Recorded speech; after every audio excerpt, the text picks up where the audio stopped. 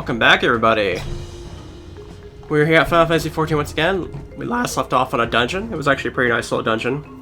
And I believe we just have, like, story events going on until the 6.2 stuff, so we'll go ahead and continue on from there. Gates and fissures are much the same thing in practice, in the sense that both allow passage between the source and 13th. The difference in terminology refers to the circumstances of their creation. A fissure is an incidental tear in their fabric between worlds, whereas a void gate is the product of deliberate action. I suspect this is the latter, judging by the elaborate mechanism put in place to control it. To think that our search for material riches would lead us to a priceless discovery. That swirling emptiness, it puts me in mind of old friends, not to mention old foes.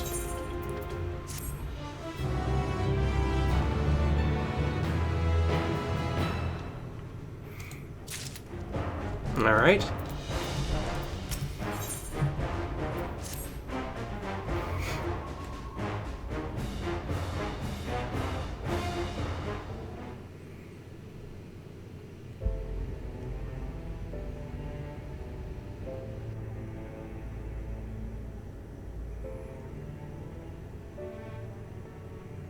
I must admit, I am deathly curious to know how a void gate came to be hidden in the depths of these ruins.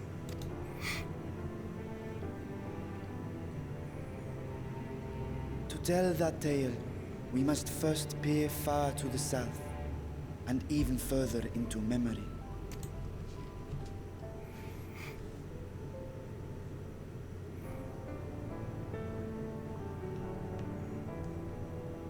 An age 5 millennia passed when the Algan Empire sent an invading force to the shores of Merasidia. The southern people rallied around the commanding figures of Bahamut and Tiamat and fought fiercely to repel the would-be conquerors. With Bahamut's defeat, however, the tide turned against them. Desperate to seize any advantage, the Mercidians resorted to summoning primal entities.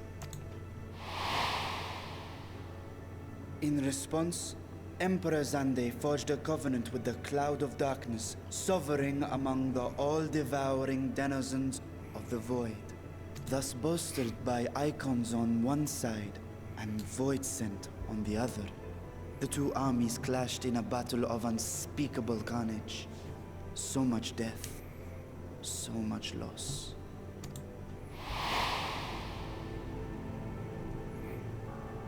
I consider myself well versed in that period of history, yet you speak as one who witnessed it happen. Indeed, I did. I heard Tiamat's roar of defiance and sped toward that war-torn land.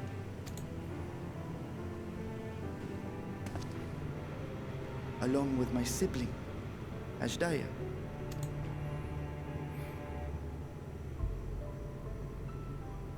We dragons are not male or female as men are wont to classify, but elder sister is the closest a mortal tongue can come to describing what she meant to me. I was the last of our brood to hatch, and Ashdaya cared for me where my sire could not. Thus I was with her when Tiamat roared. I was with her when she journeyed south, and I was with her when she fought against the Void-sent hordes.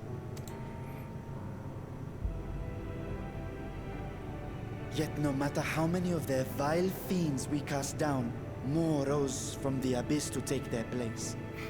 Faced with an unwinnable war of attrition, Ashdaya risked her all on a final gamble. She plunged through the Void Gate itself to strike at the root of their strength.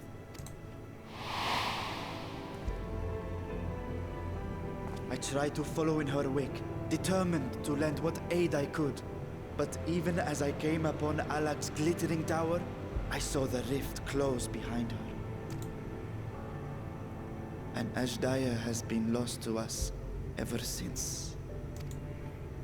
I find I must retract my earlier claim of historical knowledge. Nowhere in the Crystal Tower's archives did I see mention of such noble sacrifice. That does not surprise me. To Allagan eyes, it must have seemed as if a lone dragon, driven to madness, simply dove through the gate and did not return. For my part, I spent long years searching for the means to reunite with Ashdaya. Until I could search no more. Until Alag was dust, and the art to open a void gate large enough to accommodate a dragon forever lost. Yet you have the beginnings of a gate right here, under the control of a harnessed device. My discovery came before Radzat was founded. Though I scoured the lands for a method to cross the rift, it was beneath the sea that I chanced to find a natural planar fissure. It was, however, far too narrow to admit a worm's bulk. Only after our city rose upon the rock, and I could enlist the aid of our talented alchemists, did matters take a favorable turn. Their dedication was beyond reproach. Tirelessly they worked to expand the fissure, and after decades of toil, it finally grew to a size that a child might pass through.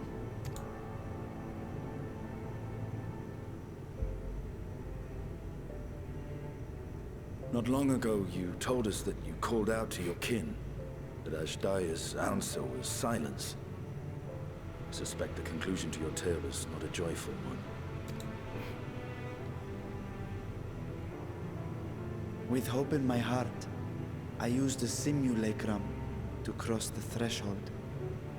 But no, I did not find her. What I found was a host of void scent, clamoring around the opening they had sensed. It was but a moment, but enough. I had no choice but to retreat and allow the portal to contract once more. The gate was a threat to your people. You had to decide between endangering Razat and abandoning your sister. You chose the latter. 'Twas not that thy sibling scorned thy call. 'Twas that she was trapped beyond a barrier through which neither roar nor dragon may pass. Even now, in the desolate world of the 13th.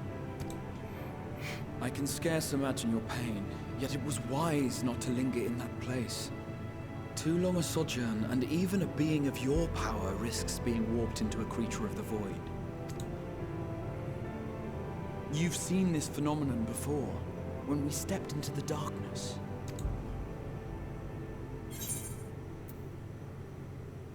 I remember when Nero turned purple.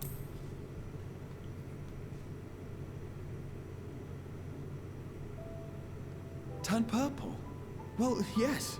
His wounds had allowed the void's corruption to enter his body and twist his ether.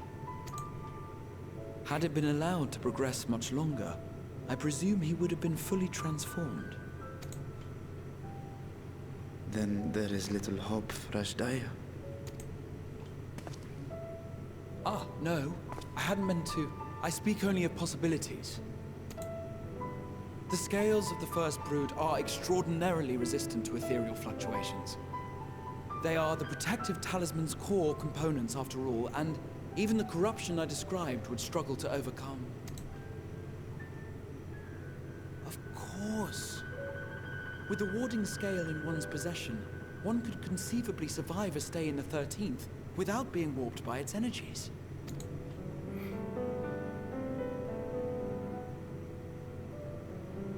Be that as it may, it is too late to rescue my sister. 5,000 years too late.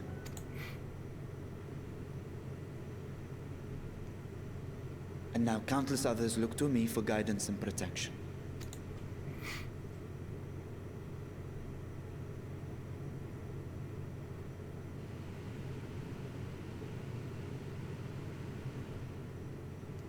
So when I sensed intruders in the ruins, I came only to ensure that the gate remained closed. That, and to secure the treasure, of course.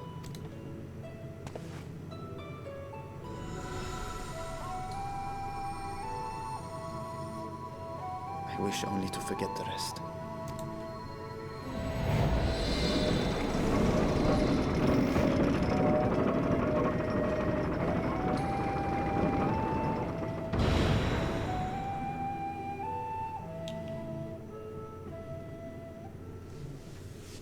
Yastola's definitely not going to forget about it.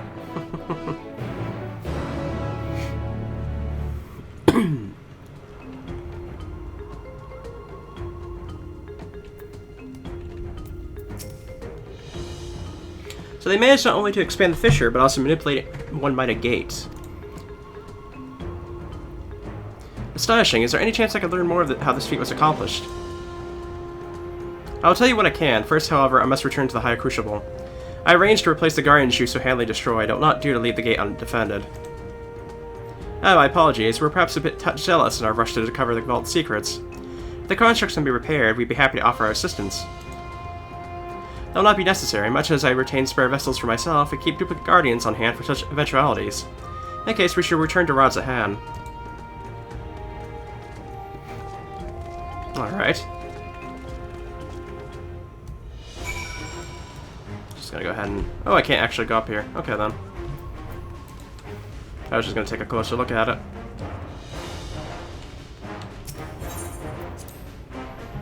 Go ahead and get back to Thunair.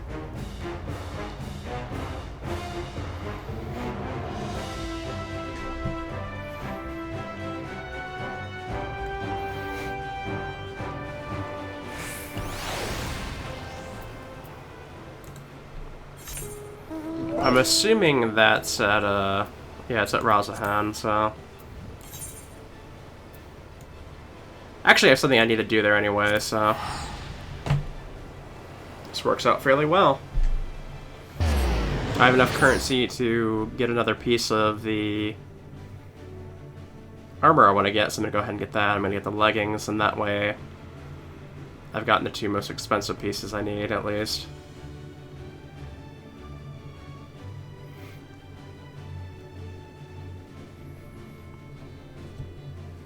With the stuff I got from the dungeon, actually, though, I already reached 575 eye level, so... This is going to put us up to maybe, like... I'm kind of hoping it'll be 585, so that's apparently what I need to... Oh wait, this is not the way I want to go first. This is the way I want to go first, I think. Or maybe not, hang on. Is it this one? I think it's this one. Yes, okay. So we're just gonna go ahead and grab the leggings we need.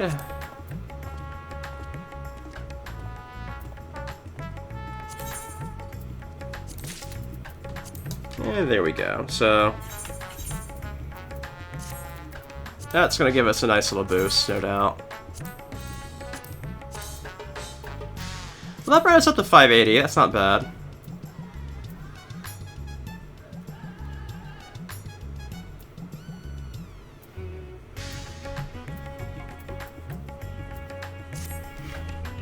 And I'll probably end up getting some stuff from the next dungeon we do anyway, so... As long as I don't get a necklace piece, because the necklace piece I have is very strong at the moment. It's like...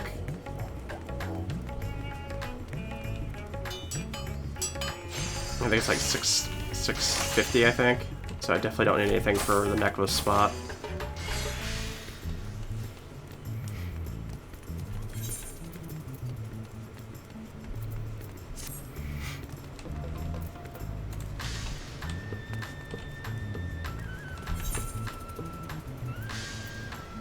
Actually, I should probably check. I'm not sure if I just,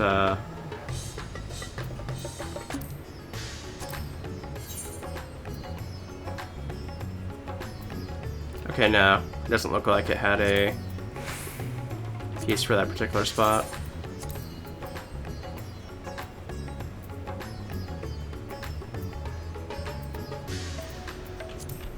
Okay, then.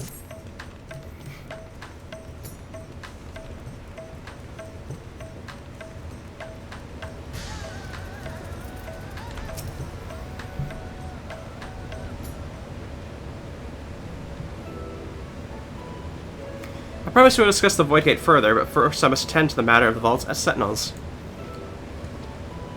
As your instruments have no doubt informed you, the Kapalu have been reduced to so much scrap. Please bring a new one out of storage and see that it's conveyed to its post along with some few lesser constructs.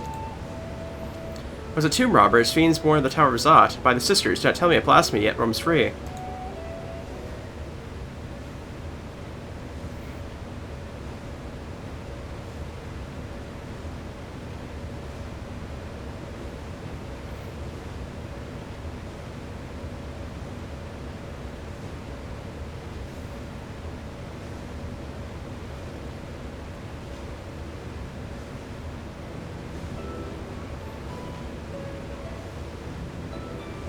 Why such guilty faces? Surely it isn't you who are responsible for this. Oh.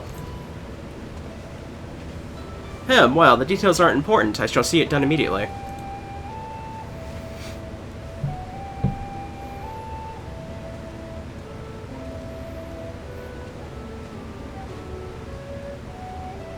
With that, the vault will soon be secure once more. Now I believe you have questions.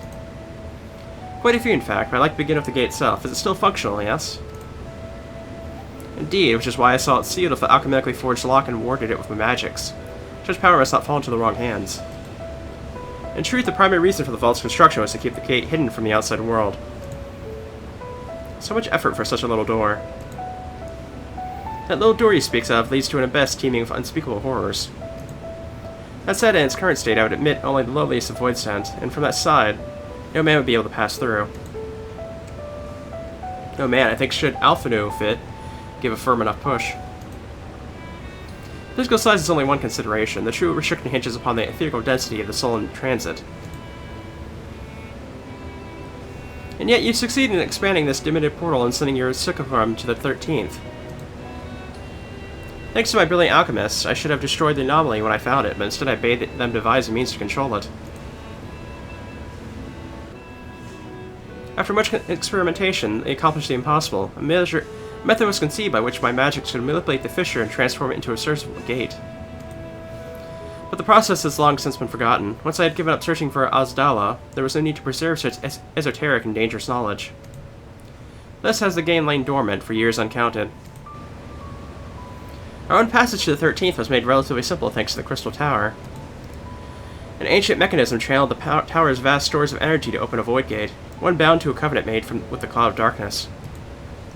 Once that sovereign entity was beaten back, however, the covenant was broken, and the door was severed from its connection to the void.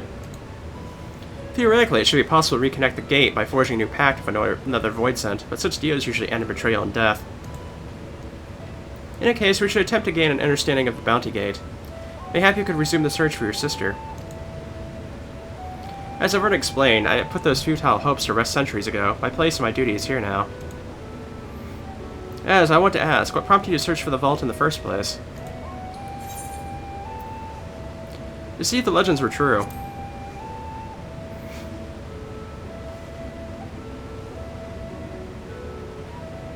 As you've seen, the fabulous wealth from the stories is quite real, if not its rumored origin. I'm afraid I must assert a prior claim. I've been adding to that trove for years, little by little. By the time has come to spend it, that I might alleviate my people's suffering. Then we are of one mind, we had no intention of taking it for ourselves. Isn't that right, my friend?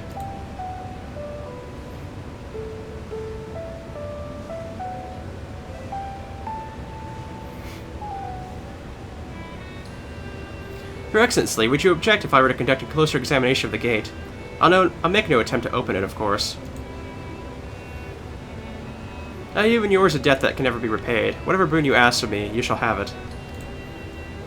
You are most gracious. I shall take full advantage of your permission. Would that I could join thee in your study, but the Loporettes will be anxious to receive my report. I beg my leave of you. And I must be off to Charlian as well. Mistress Kryl was eager to speak with you about that request, so please come back to Annex as soon as you're able to. Farewell for now.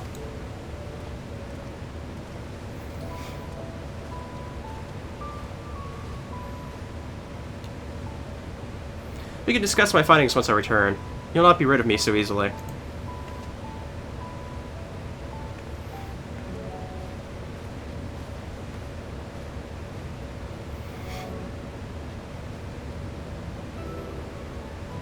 You may now undertake the Chronicles of a New Era quest series, Myths of the Realm.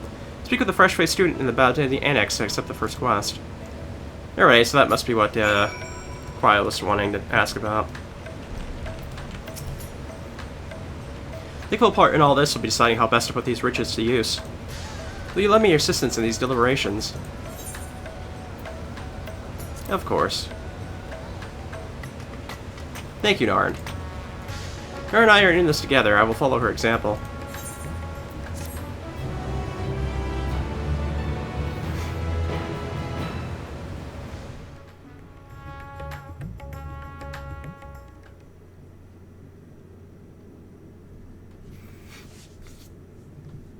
We got a little cutscene going on elsewhere.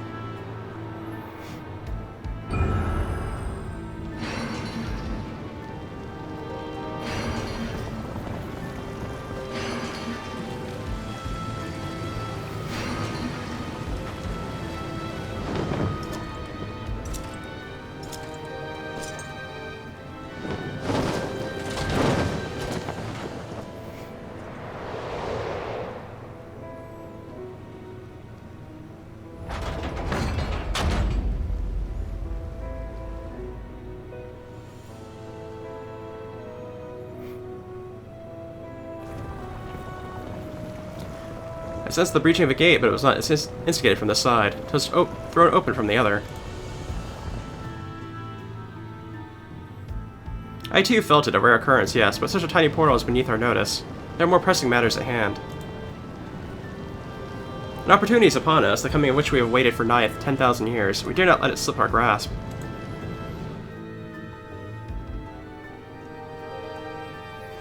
Yet we must not underestimate she who bested the Cloud of Darkness, even restrained by covenant. The cloud was no feeble wisp to be dispersed by some flesh-and-blood mortal. But let her come. I'll join the world and watch this flesh and gas her breath in our final moments.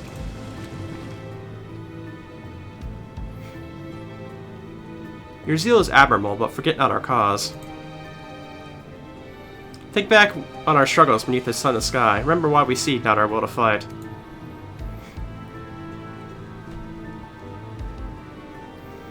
'Tis time we set the war in motion and win redemption for our star.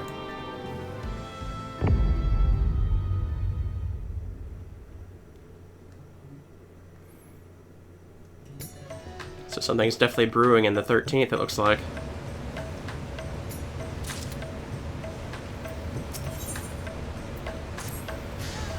Shall we begin? We are to spend this treasure wisely, and we must determine which groups will benefit most from our momentary assistance. Some of my citizens may find it intimidating to speak with the satrap directly, so I would ask that you act in my stead. Now, you are to visit Akali and Yildirimad, speak with Matsuya and his people, and listen to their grievances. Instead, I bid you do the same at Pakalaka's stand, and I'll conduct my own inquiries of the God Skull's grounds. Once you believe you have certain the needs of the populace, we can reconvene at Magaduda. Alrighty.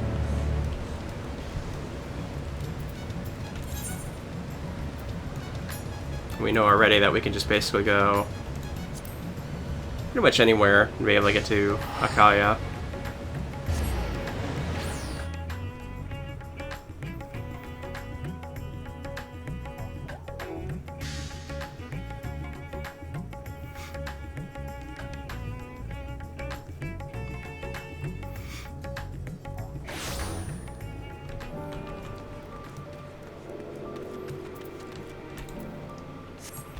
I'm pretty sure this is the spot I have to go right back to anyway, so...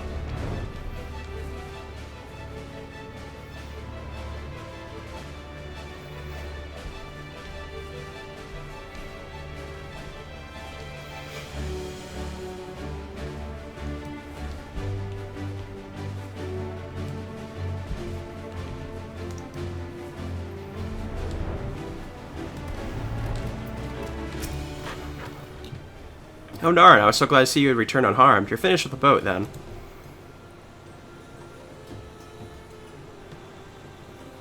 Anything the village desperately needs. Well, I suppose Kagusa's loss hit us the hardest.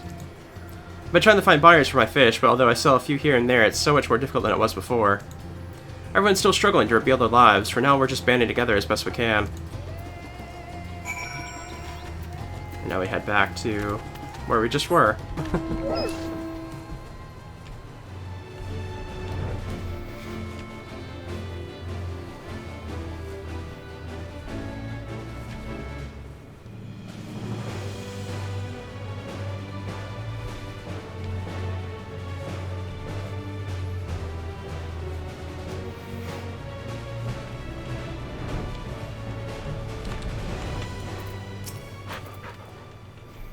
Greetings and welcome, traveler. If this is your first visit to Thamnair, then you must try our special Amar Lassi. Its refreshing zest cannot be beat. What could such a wonder cost, you wonder? Normally I part with 3 bottles for the generous price of 19,800 gil, but for you I'm willing to go as low as even 10,000. You're practically stealing from me.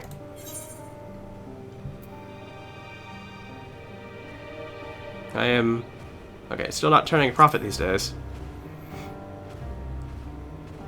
Times are harsh, my friend. The world may no longer be on fire, but we are still shifting through the ashes, so to speak. Since you're spare me, we may as well have that ugly tower back for the scant few travelers we see these days. I myself barely have the coin to buy at local prices, I tell you. If I didn't charge the odd adventurer a small fortune for afternoon tea, I'd be scrounging for scraps in the street.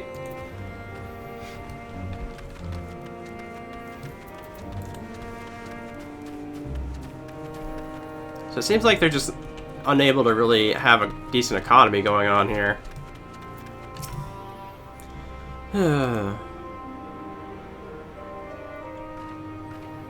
How fares the port? Well, it's in shambles, isn't it? The trade routes are open once more now that the danger's passed, certainly. But no small number of merchants have had to sell their ships to make ends meet in the short term.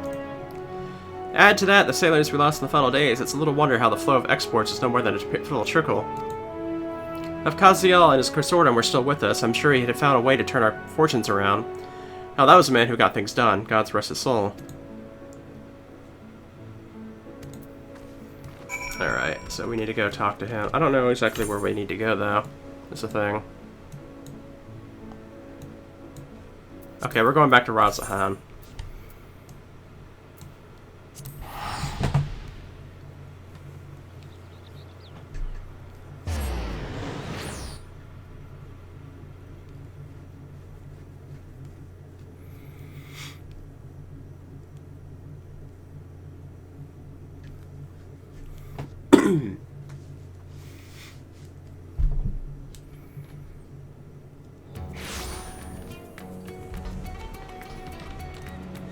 Alrighty.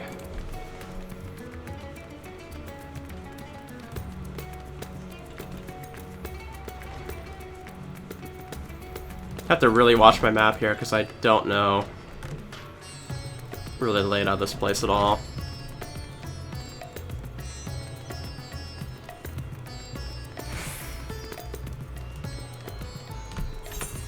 Are we close by? I'm not sure.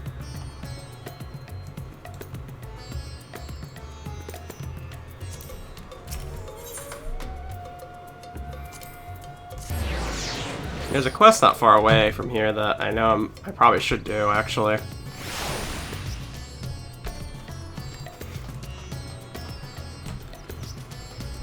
Quest for, like, this level area.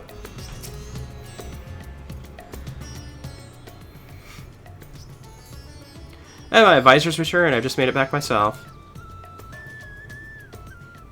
Why do you retain this vessel now that your true form is known? You could have flown across the island in a fraction of the time. Be that as it may, the sight of a massive creature descending from the sky can be startling to say the least, and there are a few places I can enter comfortably without risk of flattening some cart or stall. Fair enough. As for my inquiries, the people of Palakistan were anonymous in their reply. They are surviving. Resources were stretched to the limit when refugees were pouring in, but they persevered with some assistance from the Ylimad.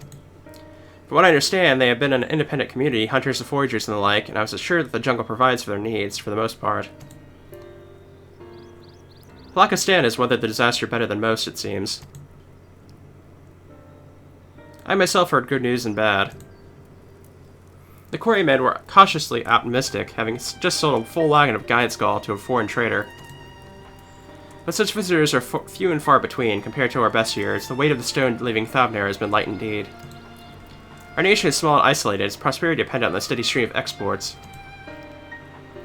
We must identify any obstacles to the flow of trade so we may begin working to remove them. Tell me, what did you learn in Akali and Udamad?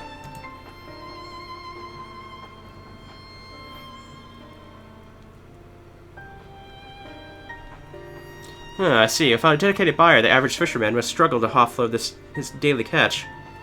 Which is why I believe we must first address the lack of ships and shortage of able-bodied sailors in Udamad. I'm reminded of a child I spied as made my way back to the palace. His father lost at sea when the beast sunk their vessel. So many variations of the same tragic tale, repeated over and over, so many lives lost.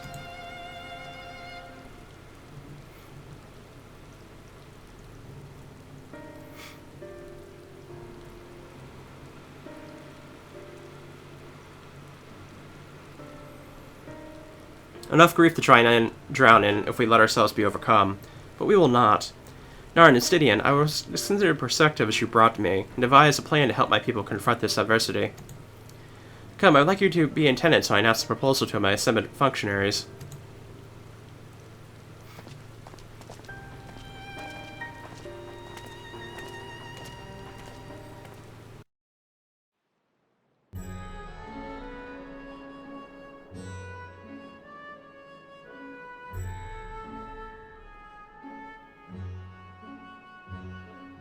I thank you for your attendance.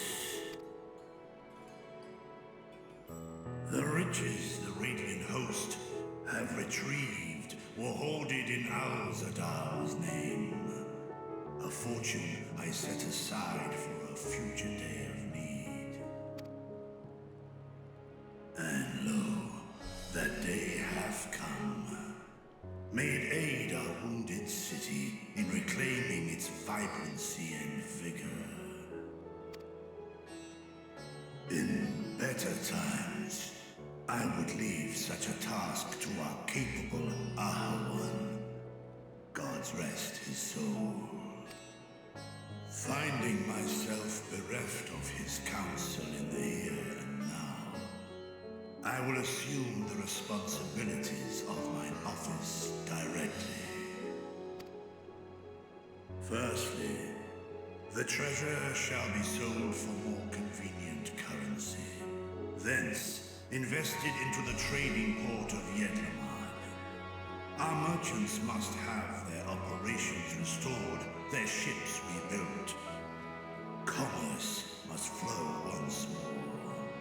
None were spared the tragedy of the final days. Of this I am well aware. But an absence was created by the loss of Karazar's consortium. And by filling it, we provide new means for our fishermen, our artisans, and others to bring their wares to distant markets.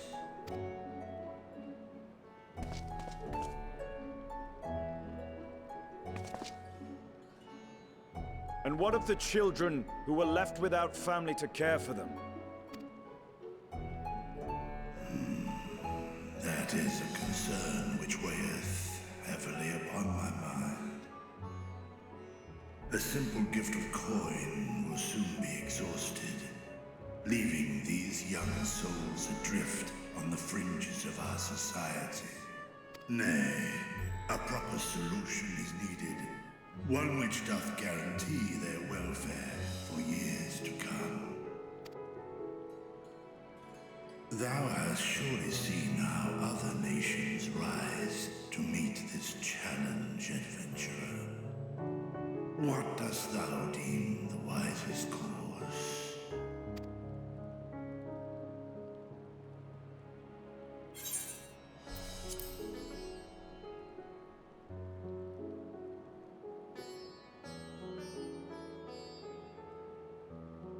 Of course, we must all look out for one another.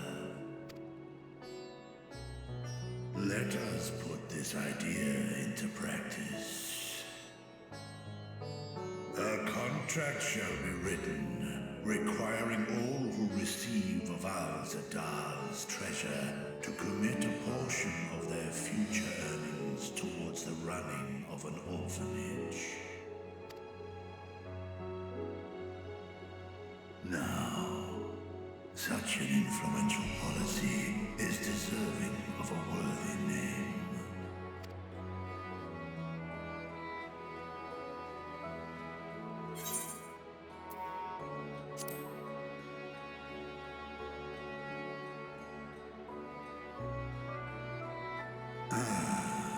A fitting candidate. Kalazar should be remembered, not as the blasphemy which terrorized Daphne, but as a hard-working and generous man who brought much wealth to our shores. Do any among you object to this proposition? Many here lost loved ones to the beasts. In that time of strife, any one of us could have broken. Any one of us may have been taken by despair. When I think of Kalzal, I feel no hatred. Only a stinging regret that we could not save him as well. Isn't that right, men?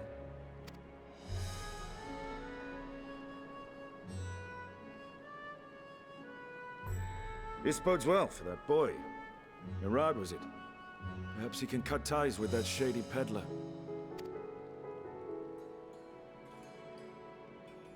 Then let it be done. Henceforth, this initiative shall be known as the Kalzal Foundation. Nabdeen, thou art to assemble a patrol and ensure that no child in this city liveth in squalor.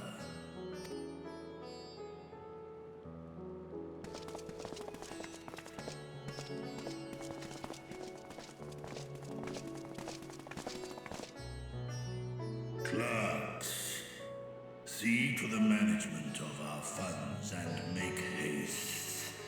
Our citizens must not suffer a day more than is necessary.